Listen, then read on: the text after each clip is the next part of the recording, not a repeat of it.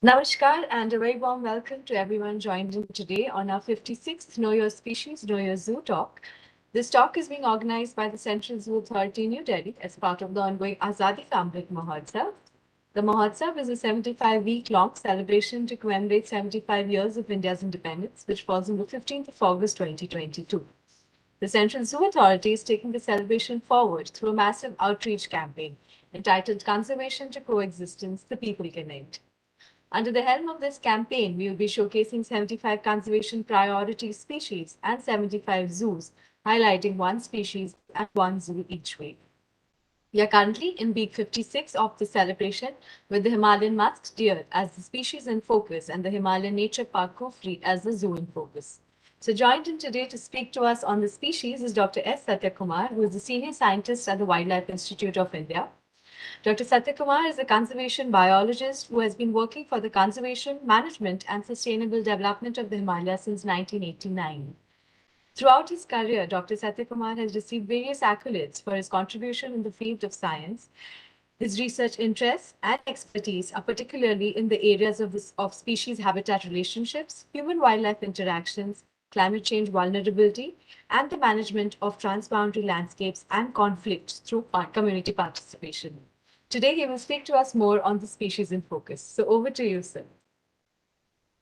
Thank you very much, Ms. Arundhati. And without wasting much time, I'll start sharing my presentation right away.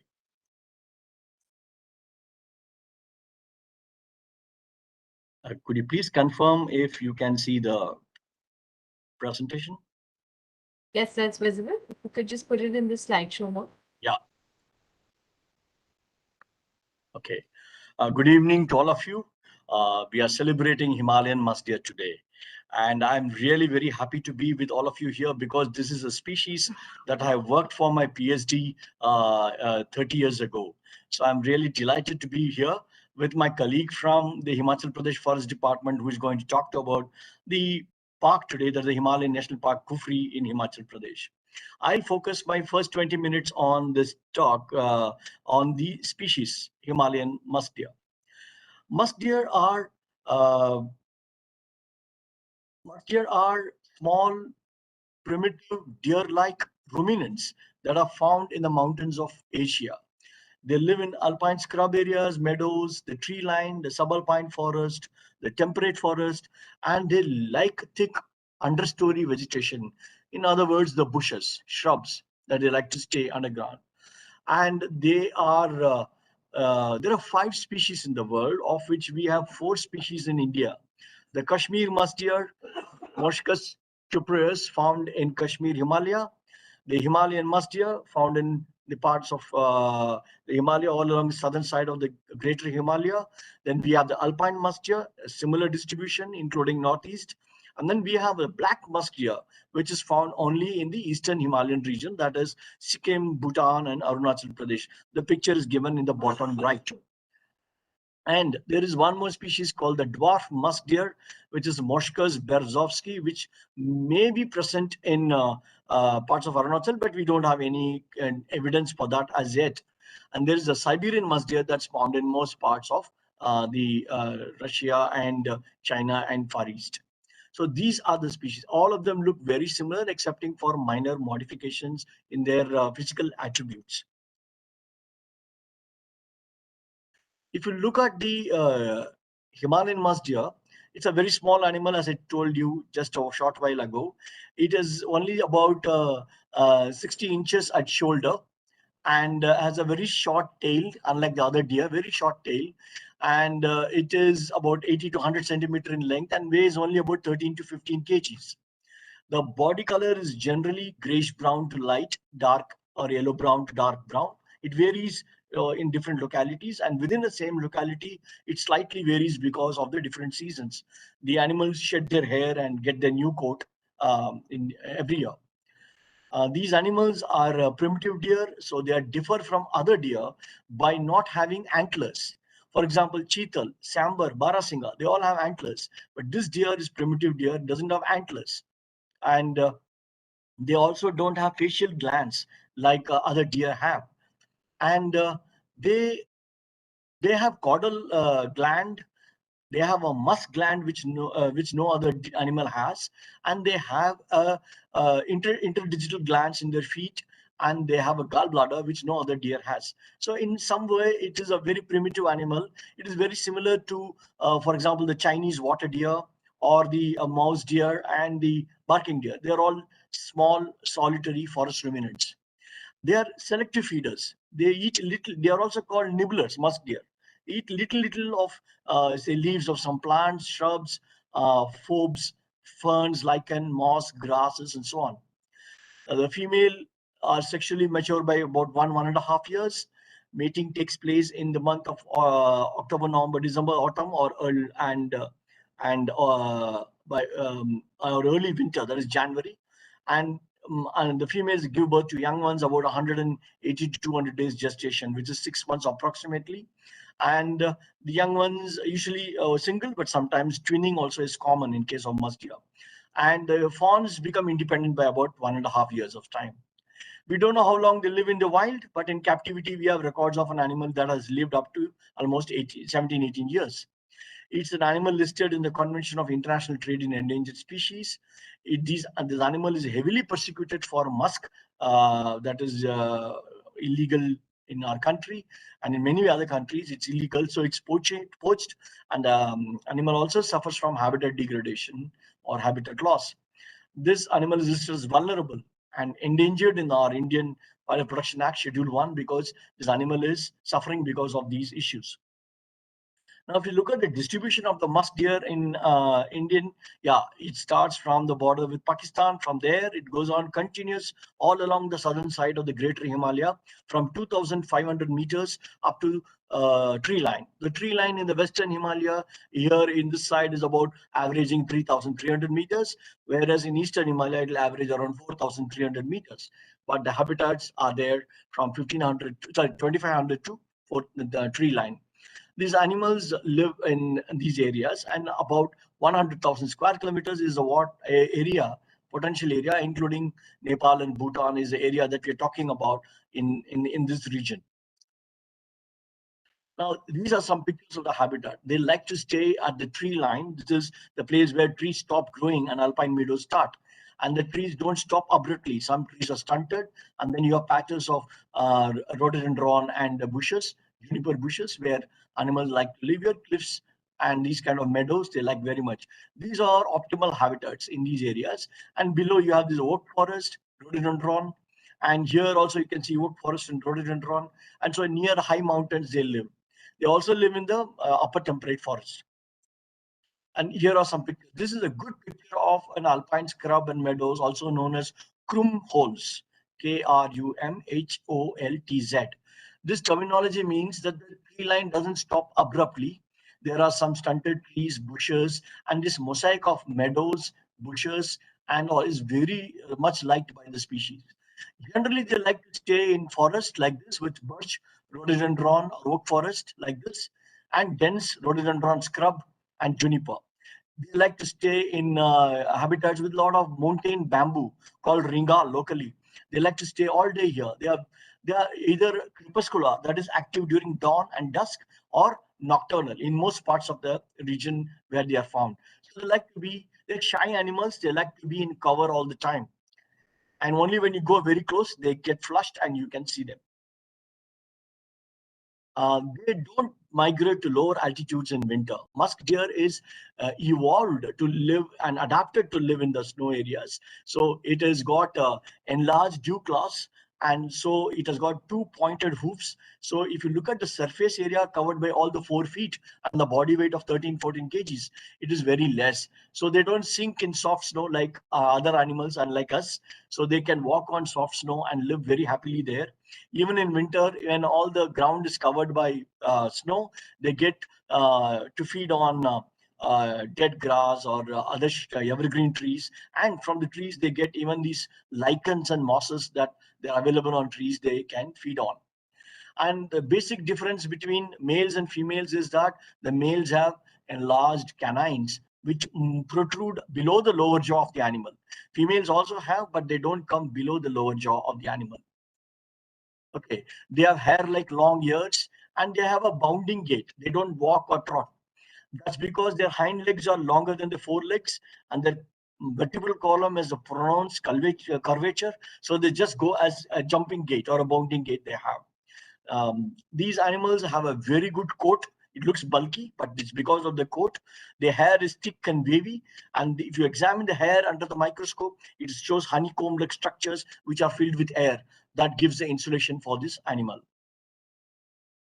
Here you can see a male with a long canine. The record is of 11 centimeters of a male having a long canine like this. So males during the mating season, they produce musk in the musk glands.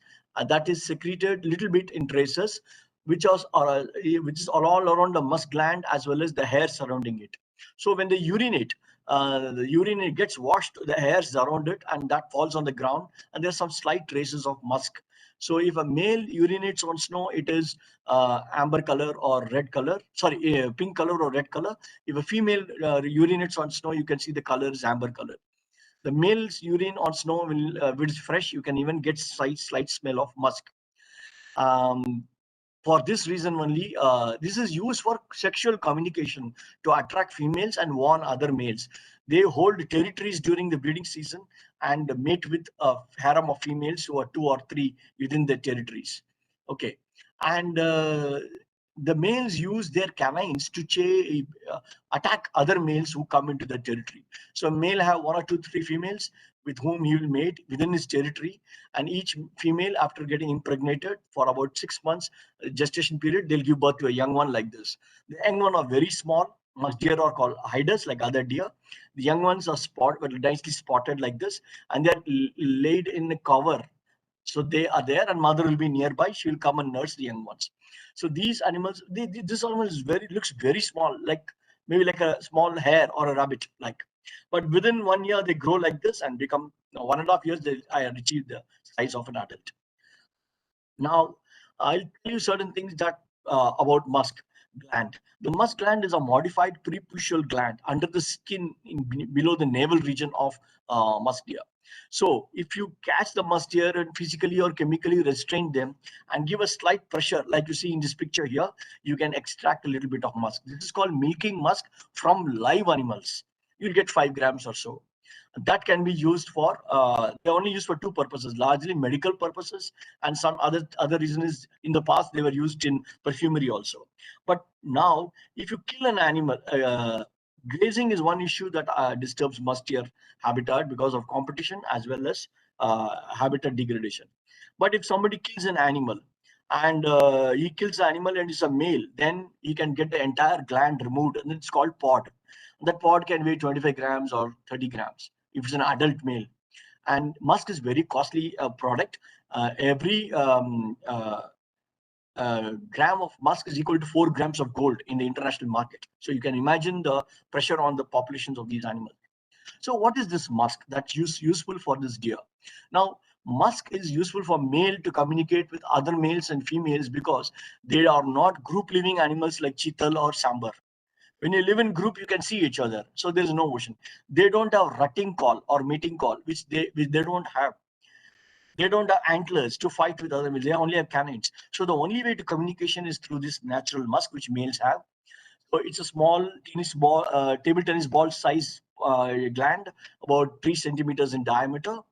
And when it is immature, it will be like a paste. But when it is dried, the grains are irregular, reddish brown, like coffee powder, and has a very strong odor. And these are the characteristics, like its bitter taste. And the principal component is called muscone. It's a ketone which is identified as a trimethyl cyclopentodecanone, which occurs only about 0.5 to 2%. Oh, the other thing is that if you mix even one part of musk with 3,000 parts of inert, odorless substance, or dried blood, or something like that, it will still smell like musk. So musk is adulterated everywhere when it is illegally traded. Um, it was used in perfumery, and maybe still some people are doing. It's a good fixative, but otherwise it is used in it was used in cosmetics and all in the past. But to replace all that use in cosmetics, we now have synthetic musk. So all the products that you see, toiletry items or cosmetics you see that says musk, is all synthetic musk, which is the same component similar to muskon. I have written all the details. So these are used for your shampoos, aftershave lotions, and soap and things like that. But the natural musk is definitely a medicine. It is used in Siddha, Ayurveda, Unani, and other Chinese medicine systems. And they say it can treat various diseases like asthma, epilepsy, hysteria, nervous disorders, and bronchitis and typhoid, and so on. And that is one reason that there is a high demand for this musk. Now, the trade, as you see here, is that the global trade is both legal and illegal, is over 300 kgs. Then you can imagine how many animals have to be killed to get this. But there is some satisfaction news is that China has got over 2,000 animals in their farm, so they can extract musk from live animals without killing it. But that cannot cater to the illegal or the global demand. Japan is the largest importer, importing around 300 kgs. So if you can imagine that at least about several thousand animals are killed everywhere in the Himalayan region, Russia, China, and so on and so forth to cater to this trade. So if your pod is around 25 kgs, if you kill a young male, you get 5 grams. If you kill a big male, it may be 45 grams. So you can think that how much, I mean, how many animals have to be killed. So people sometimes use gun where they can select a male only and shoot. That means you're removing only males from the population. It's like killing only tuskers from the elephant population. Some people use snares, which can kill both males and females and also other species. So there's an estimate that at least 10 to 15,000 animals are killed in the southern side of the Himalaya every year to cater to this illegal trade. Captive animals also musk produces there, but it cannot cater because the quality and quantity is very less. Captive musk is always not good because it can eat only few items that are provided in the farm. There's always a premium on musk from wild musk deer. So, realizing all these situations, the government of India, along with some Himalayan state governments, tried to do captive breeding of musk deer. We did a review of what all has been done until up to 1993. And we looked at 3 centers: Kufri in Himachal Pradesh, which is the focus area today. And there is a farm in Kanchla, correct, Chamoli near Kedarnath Wildlife Sanctuary, started in 82. Almora is also a farm which is under the Central Council of Siddha and Ayurveda Research under the Ministry of Health. They also have animals. Now, Jammu Kashmir also had some zoo animals in Srinagar Zoo, but they have lost all of them. Now, if you see, all zoos started with wild captured animals. So if you see, this 4.3, 6.2 does not mean decimals. 4.3 means 4 males and 3 females. So you should read like that. So from, if you see all the, for the first 10 years or 15 years of the program in India, we had got 22 animals from the wild, which led to a growth of some animals were born in captivity, but neonatal mortalities happened. Some wild, these are the number of animals that died totally in the wild and captivity. So as of 1993, there were about 43 animals that were living. Kufri showed a good increase, and Almora also, as well as Chamoli did a wonderful increase with numbers. Now, if you look at the success story as on today, if you see, Kufri has 2 animals, Almora has about 12 animals, and Chamoli doesn't have any animals. In between, Padmaja Naidu Zoological Park also had musk deer, which was given away from Chamoli. So today, only 2 areas in India have captive musk deer, that is Kufri and Almora.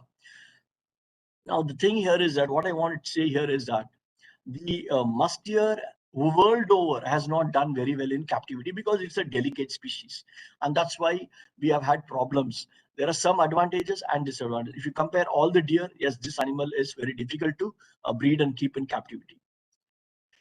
The climate change that's happening here is one other major threat.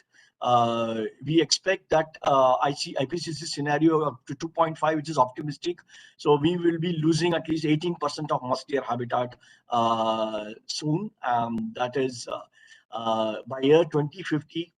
In Western Himalaya, we will lose habitats below 3,000 to some extent, and we'll also gain some habitats in the higher elevation.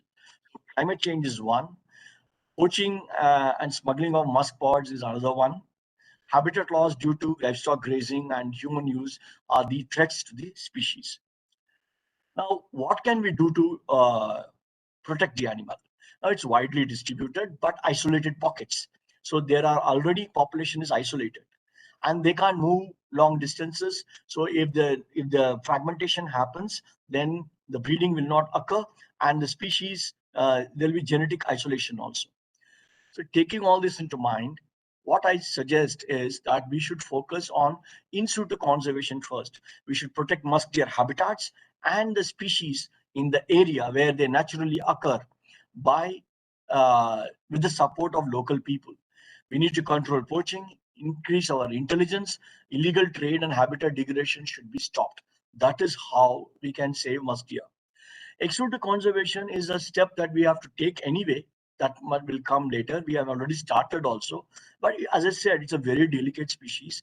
And in the our past record shows that musk deer don't do really well in captivity when compared to other deer species. So the more and more you keep in captivity, more and more animals keep dying. And so we cannot really cater to keeping animals in captivity.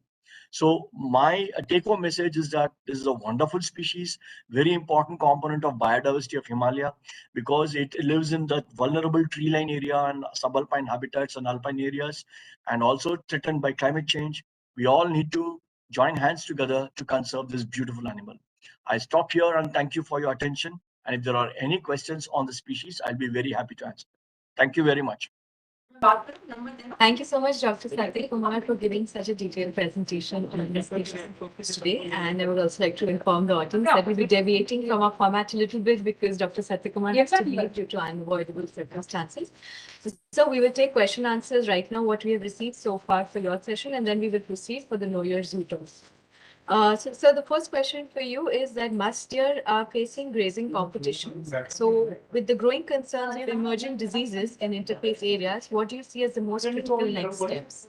The critical steps that I propose, I would can say point number one, we need to identify areas where musk deer populations are doing good and immediately secure them by not allowing grazing in areas. So I'm saying that some pockets we need to some pockets of areas we need to keep aside for musk deer conservation. Some areas we can graze. So it's a social fencing concept with the help of communities.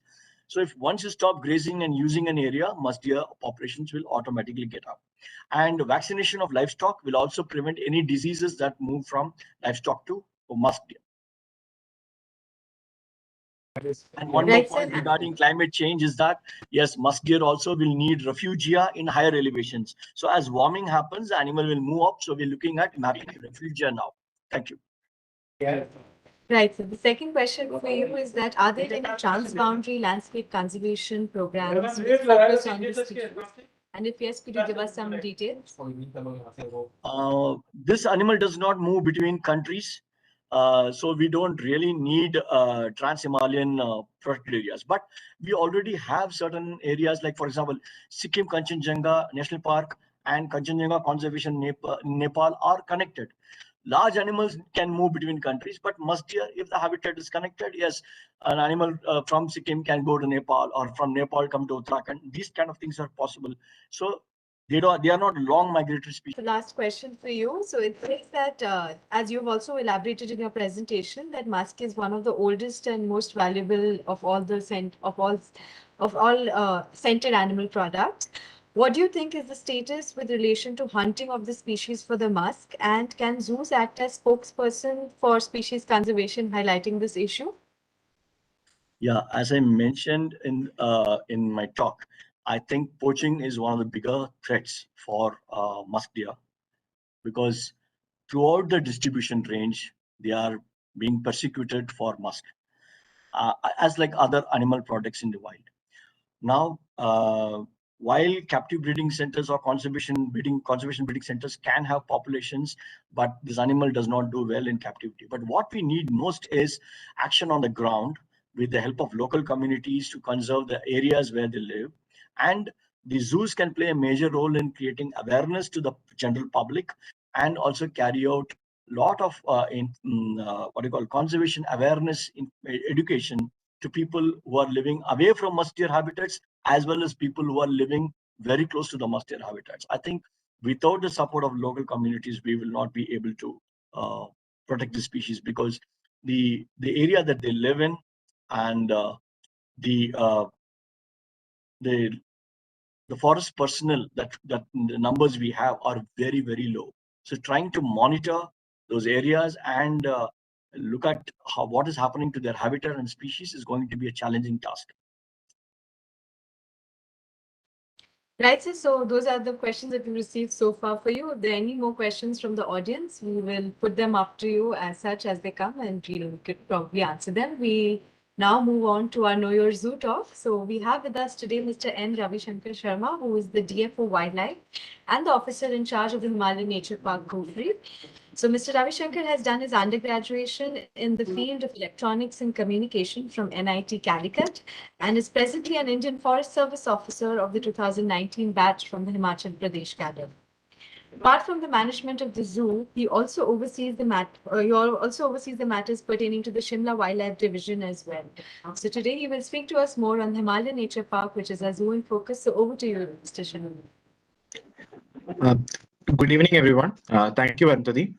And thank you, Dr. Satyakumar, for such a wonderful talk. May I share my presentation now? Sure, please go ahead.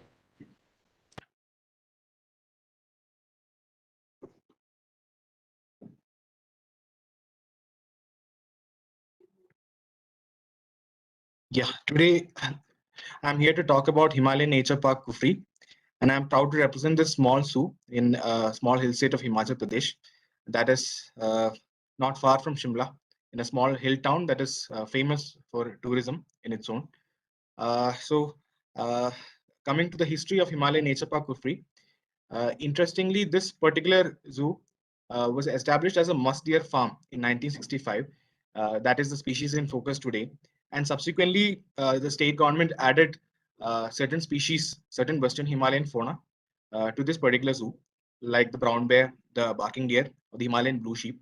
And that is how slowly this became a zoological facility. And in 1996, Central Zoo Authority recognized the Kufri Zoo as Himalayan Nature Park Kufri, and it comes under a category of small zoos in CZA. So basically, unique features of HNP is that it is one of the highest altitude zoos in India. If I'm not wrong, it is the highest altitude zoo in India, 2,700 sea level. And we have our flagship species as the Himalayan brown bear, and it is also one of the very few zoos that has Himalayan brown bear as part of its animal collection plan. And this particular region, Kufri, it is a tourist hotspot region, and there is high footfall, means there is a lot of scope for wildlife awareness, particularly the Western Himalayan fauna that is not normally found across zoos in the country. So the location wise and the satellite tourism makes this a very ideal location for a zoological facility. And many unique Western Himalayan fauna, like the Himalayan musk deer, the Himalayan tar, and the various species like the state bird Western tragopan and Himalayan monil is found in this particular facility. So right now, the annual collection plan we have is limited as it is a small zoo. Among herbivores, we mainly have barking deer, we have the Himalayan goral, and we also have the Nilgiri tar. And among pheasants, we have the Western tragopan and the Himalayan monil. Apart from this, we have different small carnivores like the leopard cat. We also have the common leopard. And for a long time, we had the snow leopard, which is a state animal of Himachal Pradesh. But due to the conservation breeding program exigencies, this particular pair of snow leopard was offset to the Darjeeling Zoo.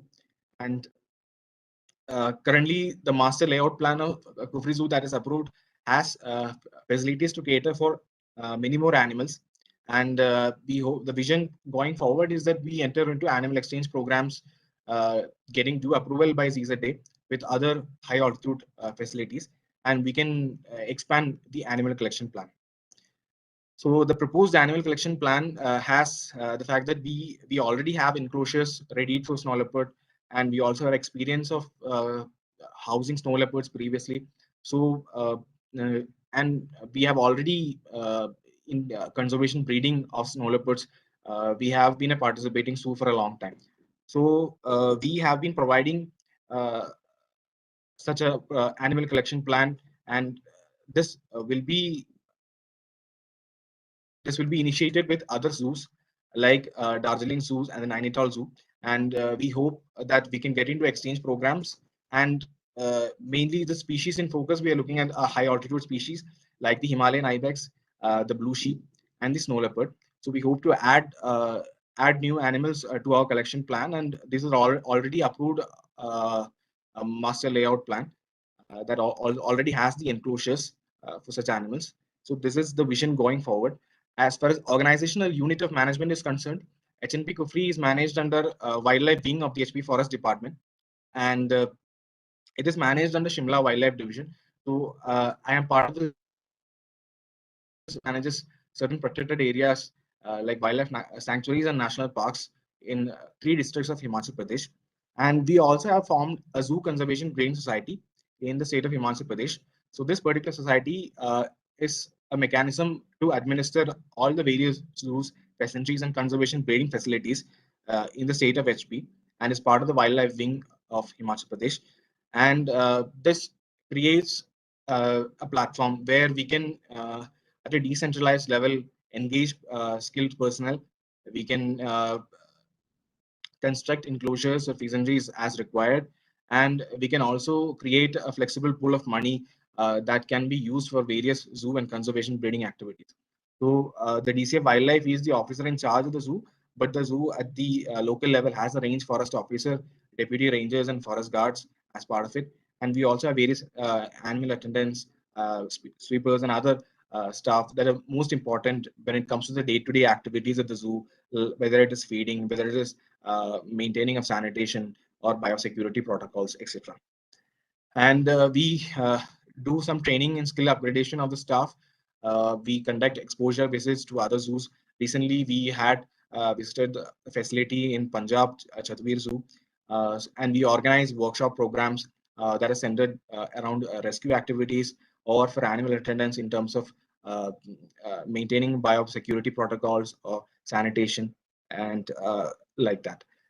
And Kufri Zoo is also identified by CZA as a participant zoo in several conservation breeding programs.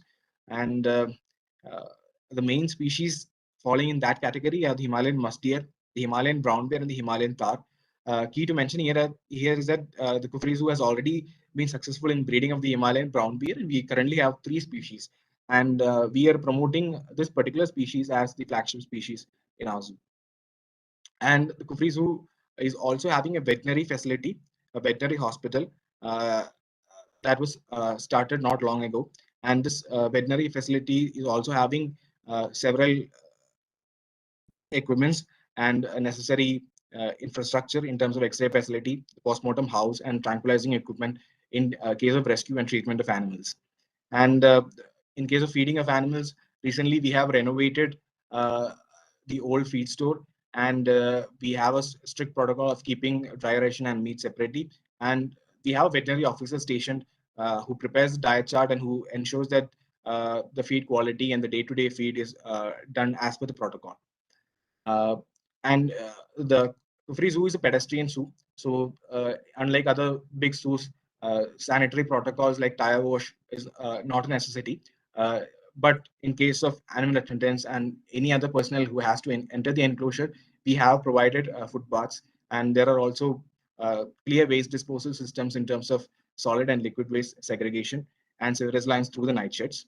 And also, this being a zoo that is existing from a long time, naturally, several of these enclosures were not meeting ZZA guidelines. So now we are taking up an exercise to modify the current enclosures or construct new enclosures so that they meet the minimum dimension guidelines as per Central Zoo Authority regulation. So currently, we are renovating a whole pheasantry facility, which was constructed during past. So this facility, the new one, the new pheasantry will be constructed shortly this year, and in case of other facilities also, like the black bear enclosure, we are installing double doors for safety and security of the animal attendants. So like that, we are also modifying our enclosures and fecenteries in modern times, considering the requirements of different animal species and the guidelines that are prescribed by security. And as far as zoo education and outreach are concerned, the state of Himachal Pradesh celebrates Wildlife Week on October 1st week usually, and we usually engage students from nearby schools and colleges. We organize some competitions for them for wildlife awareness and education purposes, and we conduct zoo walks as part of this 75th year celebration. Also, we conducted a zoo walk with students, and we have several awareness signages, and we are also trying to bring out some awareness signages that innovatively capture the various aspects of wildlife education and awareness, so that there's more easily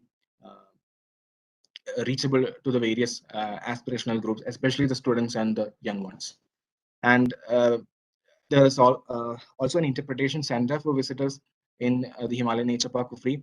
So this was the taxidermy museum that is currently under renovation, and we are also readying a new interpretation center coming up for visitors, so that more of wildlife awareness and education uh, reaches them, and they are also more enlightened by their visit to the zoo. We also have a souvenir facility so that they take home some message of wildlife conservation and awareness and related to the nature park, particularly at Kufri. And recently, we have also finished our works for a 3D theater facility at the Kufri Zoo. So this facility, we are aiming to showcase wildlife awareness films, films on the Himalayan Nature Park, and other awareness films on the state of Himachal Pradesh and wildlife. So this particular facility will shortly be inaugurated, uh, and we hope that this can cater to the new age demands of wildlife movies and films, and this can be a good takeaway tool for the visitors at Kufri Zoo. And going forward, mainly we are trying to make notable collections in the our animal collection plan, and so that we can also contribute to conservation breeding program of Western Himalayan fauna and fulfill the objectives listed out by Central Zoo Authority. We are also in process to upgrade several visitor amenities so that visitors who is visiting the Kufri Zoo, they have a much more enriched experience. And Kufri Zoo being a pedestrian facility, there is also a need to convert it into a differently able friendly facility, and work in this regard is also underway. And of course, we are trying to ensure that the visitors leave more enriched and enlightened, so that more interpretation and awareness facilities are provided inside the zoo facility. So this, with this, I come to the end of the talk. This is a beautiful picture clicked by one of our forest guards during the winter that showcases the snow-capped landscape of Kufri Zoo and Himalayan Nature Park. Thank you all. Thank you so much, Mr. Ravi Shankar, for showing us what is the Kufri Zoo all about. We now take up questions for your talk. So, sir, the first question for you is that uh, are there any challenges that are faced in management of animals and their welfare owing to your zoo being a high altitude zoo in the area? And can you elaborate more on the measures that are taken to, prevent such things or to take care of that? Yeah. So the main challenges we face, being a high altitude landscape, uh, is with regard to logistics and feeding. Because during snow time, as you know, the roads get blocked, or the feed provisions are not really up to the quantity that we require during that particular time. So the precaution that we take mainly is during the winters, we have a bulk supply. We take the feed in bulk supply, and we have our storage facilities maintained in that regard to cater to that bulk supply. And we also ensure that in some way the animals also have access to drinking water facilities during that period of time, because as you know, it is when it is in a frozen climate, these are the main aspects that we need to take care. And we also take care that time that we have special budgets allocated for snow removal activities, and to ensure that the visitors are also able to come in and enjoy the zoo even during the winters. So we take special care with regard to basically the feeding, the sanitary aspects, as well as the visitor amenities during this particular season. So that is the basic challenge with regard to high altitude. But in the summers, there is no other particular challenge that comes. That is like it is similar to all zoos across the country. Yes. Right, sir. And next question for you is that, again, being in a high altitude zoo, are there any species that draw more attention from the public perspective than others? If you can just name one or two. Uh, yeah, the public mainly cater to the Himalayan brown bear. For a long time, we had the cryptic snow leopard, and the snow leopard drew a lot of attention from public. And but then that was exchanged with Darjeeling Zoo. So now our flagship species, among the ones we have right now, is the Himalayan brown bear, and the Himalayan brown bear draws a lot of eye. And we have the our facility to house the Himalayan brown bear is also in such a way that it is easily viewable for the public. So in that regard, Himalayan brown bear is the flagship species, and it is the most sought after among the visitors. Among birds, Himalayan monal also draws a lot of attraction because of its colorful feathers and plumage. And the state bird, Western Tragopan, also draws some kind of attraction. And one other site in Kufri Zoo is to see a sambar deer. And sambar deer is not really a high altitude animal, but we have the sambar deer, and they are more habituated to the environment. And we have also constructed night sheds and resting facilities for sambar deer in such a way that they are not affected so much by the cold. But to see sambar in snow with the antlers is also a delightful sight, and that is also enjoyed by many visitors. Yes. Right. And I think you've already mentioned this, but to reiterate, I think the question is that what are the future plans of the zoo? Yeah. Yeah, I have talked about this in detail. The main thing we are focusing now is to enlarge our animal collection plan. So, as you know, like Kufri Zoo has some animal collection plan that is of Western Himalayan fauna. So we are trying to create Kufri Zoo as a brand that is mostly related to a niche Western Himalayan facility that caters to Western Himalayan fauna. So we are trying to fulfill our animal collection plan that is mentioned in the master plan of our zoo, that is for ZZA, that is put for ZZA approval. So the main focus and the main feedback that we have received from public is that more and more of fauna requires to be added, more species requires to be added. So going forward, we are planning to add Himalayan ibex, the bharal, the snow leopard, and other fauna. Even Satya Kumar sir was talking about musk deer. We have two musk deers, but both of them are male. So we are also trying to have animals in such a combination that it is a sustainable gene pool. We build sustainable gene pool so that going forward there is no hassle for managers in creating a sustainable animal collection plan. And other plan is basically for interpretation and awareness, that we are trying to get more visitors enriched with information, and we're trying to create some innovative signages so that it is the message of wildlife awareness and education. Uh, like some fun facts on different animals we can provide to kids so that they easily understand about the different species in the Himalayan landscape. So this is the basically the vision going forward for the nature park. Right. So I think those were the questions for you. We're not received any more. So with this, we come to the conclusion of our 56 Know Your Species, Know Your Zoo talk. On behalf of the Central Zoo Authority, I would like to thank both Dr. Satya Kumar and to you, Mr. Ravi Shankar, for taking time out of your schedule and joining us for this talk. I would also like to thank the audience who have been with us through this talk, and would also like to inform them that we will be back next week with our week 58, 57th talk, which is on the Himalayan monarch and the Nehru Pheasantry. So do tune in for that talk next week from 4 to 5 p.m. Next week on Wednesday from 4 to 5 p.m. And Himalayan Nature Park will be continuing their outreach activities till the end of this week. So do tune into the social media pages to know more. And if you are in Himachal, do visit the zoo. So thank you so much once again for being part of this 56 Know Your Species, Know Your Zoo talk as part of the Amrit Mahotsav celebration. Namaskar. Thank you.